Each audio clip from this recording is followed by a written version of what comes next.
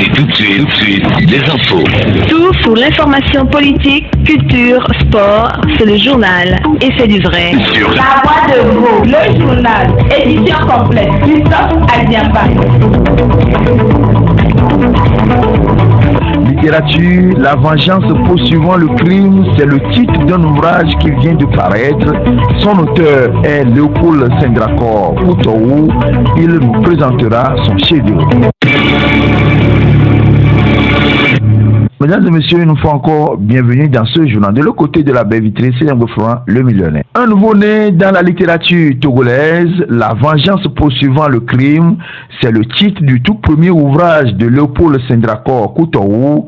Le chef-d'œuvre aborde plusieurs sujets. Son auteur nous plonge dans le contenu du livre. Je vous propose d'écouter Léopold Senghor Koutourou. L'Afrique en général et le Togo en particulier traverse une époque cruciale de développement et notre société a besoin d'une refondation sur fond de renaissance culturelle et la littérature doit y jouer un rôle de premier plan à partir d'une démocratisation de la lecture qui passe par l'accessibilité du livre au grand nombre et cela passe par une production littéraire de qualité qui sensibilise les citoyens sur les enjeux de l'heure et suscite le développement des intelligences africaines autant qu'elles égayent et distrait. Il faut dire plutôt que mon premier ouvrage a pour titre La vengeance poursuivant les crimes pour recadrer la société religieuse, éducationnelle et civilisationnelle. Donc le contenu est axé sur le poids des traditions sur la scolarité.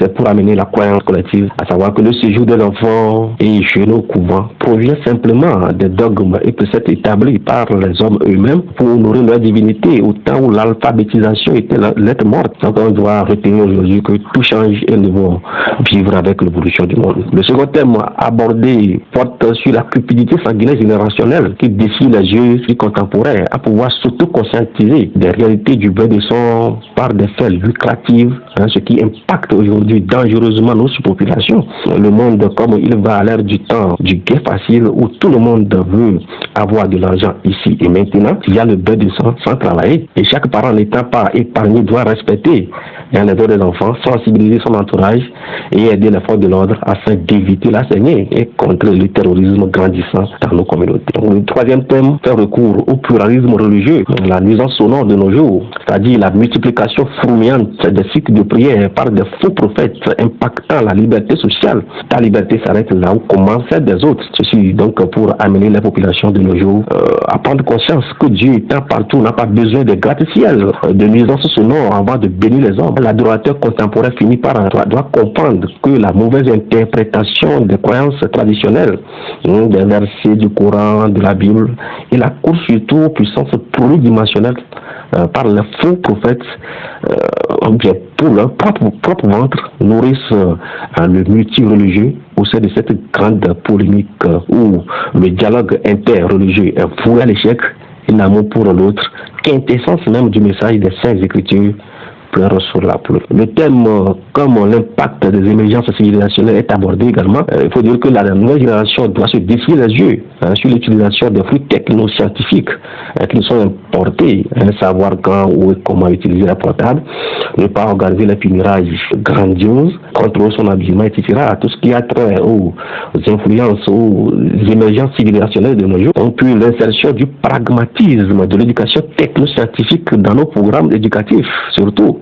Là, il faut dire que concernant le retard du système éducatif en matière de leçons pragmatiques de la technologie pour résorber les populations doivent arriver à comprendre que les élèves et étudiants doivent s'intéresser au fur et à mesure de leur parcours aux outils de la technologie, apprendre aussi un métier ou s'adonner aux activités génératrices de revenus pendant ou après leur parcours éducatif. Donc ces efforts seront consolidés par l'État quand il y aura un moyen nécessaire pour former les technopédagogues et créer les centres de formation technoscientifiques affiliés aux écoles dont je dispose des inédits technopratiques, des inédits intitulés Livre universel technoscientifique pour le secondaire 1 et Livre universel de la haute technologie pour secondaire 2, 100% sciences, technologie et innovation, qui seront tous des bombes littéraires pour former des diplômés créateurs. Le livre a reçu le prix de la meilleure parution en 2023 au Togo lors du projet du Fonds national de la promotion culturelle.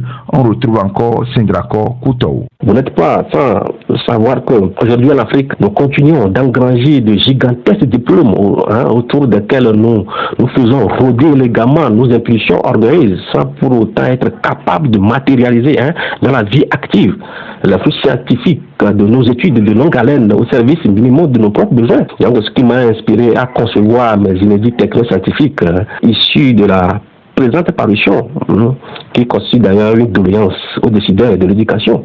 Sinon, une valeur ajoutée au programme de PCT en vigueur pour amener à s'outiller technologiquement des réalités pragmatiques de la haute technologie et paraître dans l'univers des innovateurs industriels pouvant donner jour aux machines made in Africa afin de démisérabiliser nos États très pauvres et très endettés et booster l'envol de l'enseignement technoscientifique au Togo et en Afrique. Puisque tout évolue, nous devons vivre avec l'évolution du monde. Je reviens au présent document pour vous dire que d'autre part, des thèmes comme la vengeance farouche de la sorcellerie, une magie à haute gamme, le cycle de métapsychose de l'âme, puis la force inébranlable de la providence divine, la seule et unique solution à tous les problèmes, ont été également abordés. Alors, il faut dire que ce précieux joyeux s'adresse essentiellement à la population en général et aux élèves en particulier, juste pour amener les populations à s'auto-conscientiser des réalités civilisationnelles de l'heure. Et le livre, il faut dire qu'il a été classé parmi les meilleures parutions dans sa maison d'édition, et puis sélectionné lors du projet du Fonds national de promotion culturelle, session 2023 au Togo, ce qui lui a valu sa réédition aujourd'hui.